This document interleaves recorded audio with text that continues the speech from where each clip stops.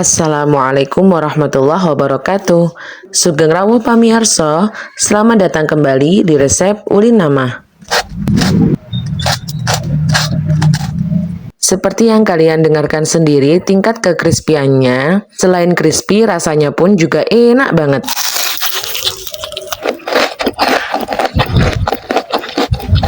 Kali ini akan saya kupas tuntas bagaimana cara membuatnya bisa crispy, kenyal, lembut seperti ini. Dan yang tak kalah penting, isiannya juga banyak banget dan enak-enak. Ada berbagai macam varian isian, usus ayam pedas, ayam bumbu kuning, dan juga rendang daging. Rasanya enak banget, kulitnya crispy, bagian isiannya berbumbu, dan bisa juga dibuat ide jualan. Tanpa berlama-lama dan supaya kalian tidak penasaran, yuk kita buat sama-sama. Langkah pertama, rebus sekitar 200 ml air, kemudian jika sudah mendidih, masukkan usus ayam, dada ayam yang sudah dicuci sampai bersih. Lalu masukkan daun aromatik seperti daun salam, daun jeruk, dan masukkan juga 1 sendok makan bumbu racik. Rebus sampai airnya mendidih lagi sekitar 15 menitan, kemudian angkat dan tiriskan. Untuk merebus usus dan dada ayam ini tidak boleh terlalu lama ya, cukup sampai airnya mendidih lagi sekitar 15 menitan. Kemudian tunggu sampai dingin, sudah ditiriskan lalu dipotong-potong atau digunting kecil-kecil. Begitu juga dengan dada ayamnya bisa dipotong kecil-kecil ya. Kemudian langkah selanjutnya masukkan ke dalam food chopper usus ayam.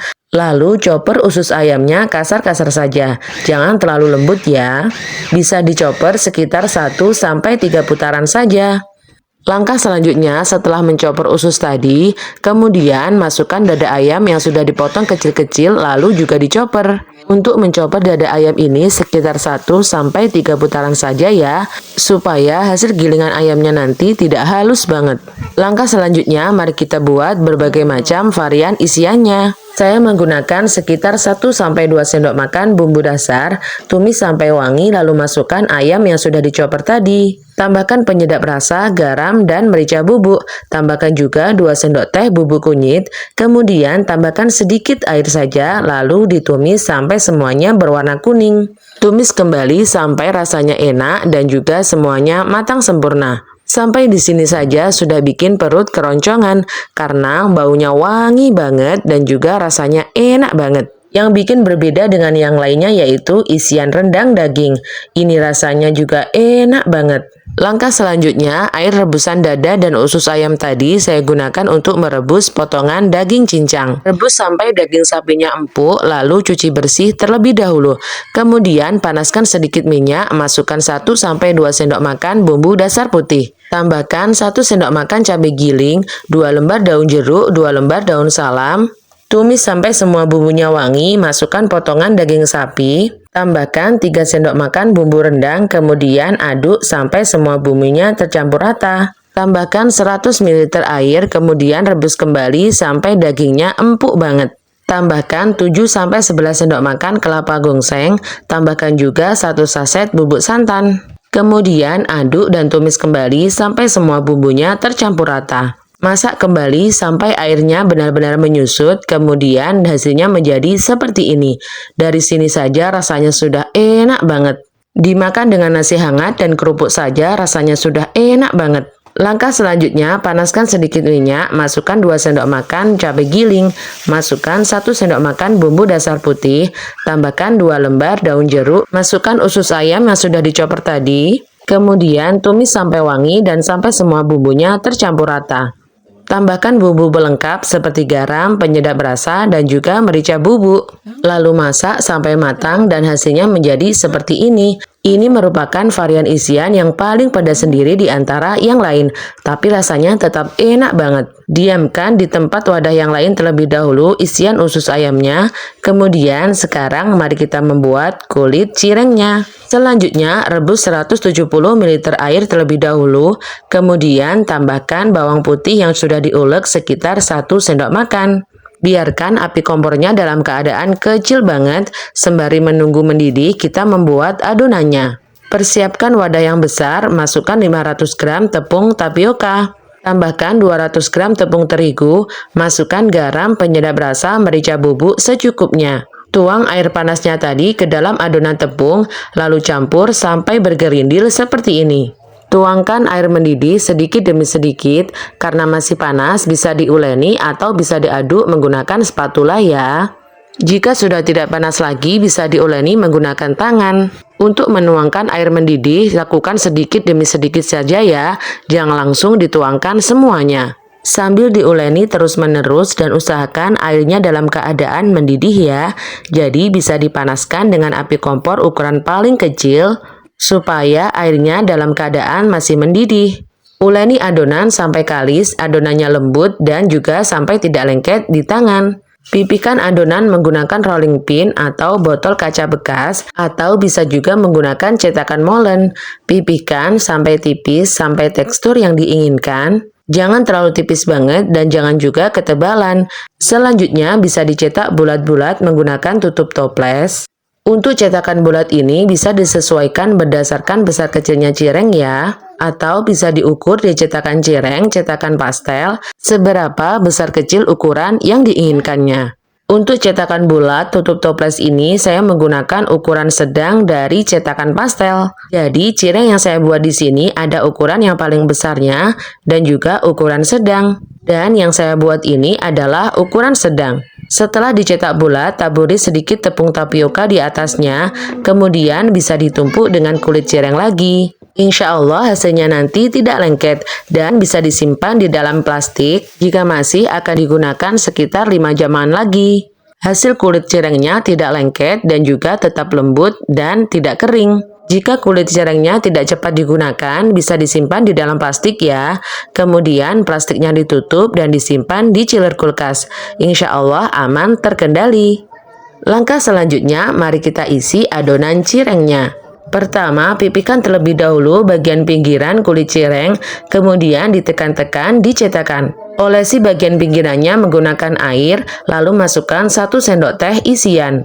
Tutup dan tekan cetakan, rapikan bagian pinggirannya, kemudian hasilnya menjadi seperti ini, cantik dan menul-menul. Ulangi hal yang sama, ambil kulit cireng, kemudian pipihkan bagian pinggirannya, lalu tekan-tekan di cetakan. Olesi bagian pinggiran kulit cireng menggunakan air, lalu masukkan 1 sendok teh isian. Tutup cetakan, tekan, dan nasinya menjadi seperti ini. Lakukan sampai semuanya benar-benar habis ya. Cireng crispy ini rasanya enak banget, berbagai macam isian. Dan yang paling beda di antara yang lainnya dan belum masih ada yang jual yaitu cireng isi rendang daging. Rasanya juara banget. Langkah selanjutnya setelah semua adonan dicetak, kemudian lapisi bagian luarnya menggunakan air putih. Kemudian taburi bagian luarnya menggunakan kulit panir, Kemudian taburi bagian luarnya menggunakan tepung panir. Taburi yang biasa saja ya, yang asal jangan terlalu penuh. Fungsinya di sini supaya mendapatkan tekstur crispy dari tepung panir. Tapi untuk menaburi tepung panirnya jangan terlalu penuh ya. Bisa ditaburi dengan asal kena saja ya, supaya nanti cirengnya tidak terlalu tebal banget. Lakukan sampai selesai, kemudian masukkan ke dalam chiller kulkas dan tunggu sekitar 1 jaman. Atau bisa didiamkan di suhu ruang sekitar 3 jaman. Setelah tepung panirnya ngeset atau kering, bisa digoreng di atas minyak panas seperti ini. Panaskan minyak sampai benar-benar panas di ukuran api kompor sedang, kemudian masukkan semua cirengnya, lalu putar api kompornya di ukuran sedang cenderung kecil, lalu goreng dan masak sampai benar-benar matang cirengnya. Goreng sampai kecoklatan seperti ini, kemudian bisa diangkat dan ditiriskan. Sebelum memasukkan gorengan yang kedua kali, usahakan bersihkan minyak gorengnya terlebih dahulu dari sisa-sisa tepung panir, supaya hasil gorengan kedua bisa cantik dan menul-menul. Masukkan adonan cireng ke dalam minyak panas, kemudian putar api kompornya di ukuran sedang cenderung kecil, lalu goreng sampai kecoklatan sampai matang seperti ini. Jika sudah kecoklatan atau sudah matang, bisa diangkat dan ditiriskan. Seperti biasa ya, jika digunakan untuk stok frozen, saya selalu suka yang semuanya harus digoreng setengah matang terlebih dahulu, kemudian nanti bisa dipanasi atau digoreng kembali menggunakan air fryer.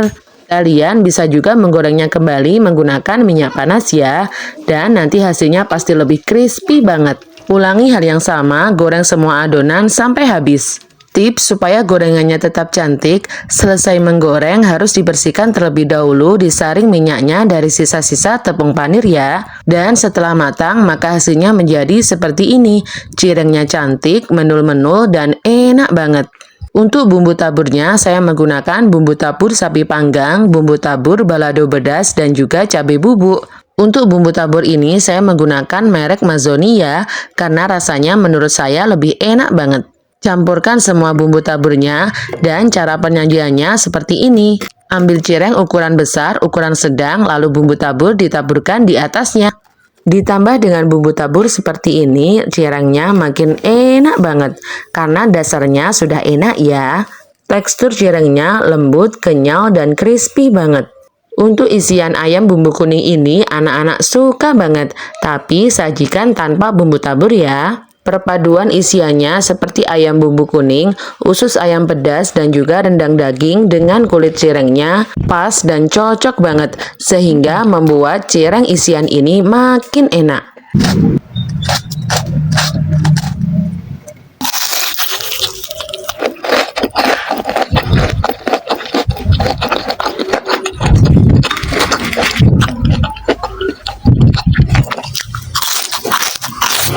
Selain dikonsumsi sendiri, cireng dengan berbagai macam varian isi ini juga bisa digunakan untuk ide jualan.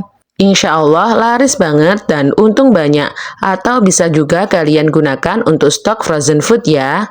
Kalian wajib banget cobain resep ini ya, karena memang rasanya enak banget. Selamat mencoba, semoga resep ini bermanfaat. Terima kasih kepada teman-teman semua yang telah menonton video ini sampai selesai. Dukung channel kami dengan cara klik subscribe, like, dan share sebanyak-banyaknya. Dan jangan lupa nyalakan notifikasinya supaya tidak ketinggalan video terbaru dari kami. Wassalamualaikum warahmatullahi wabarakatuh.